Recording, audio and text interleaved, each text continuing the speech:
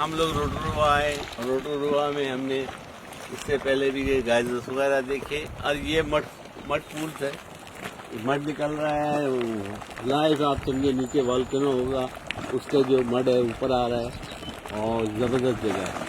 Greenery अपनी जगह है और सल्फर की खुशबू अपनी जगह है और ये मड पूल है। आपको दिखे जाओगा, देखिए पीछे ग्रीनरी भी देखिए, खूबसूरत जगह, चिड़ियाँ ऐसे पे आ रही है, हरी चारा पे आ रही है, मस्त है। इससे पहले हम जो यहाँ बैठे थे वो रिवर था, ये सी था, गर्म पानी था, उसके ऊपर रिवर, उसमें नहा के यहाँ आए। ये हमारी होटल से तकरीबन आधे घंटे का रास्ता है। वो वाइट वाले फ्लावर बनाओ और वो बना लो।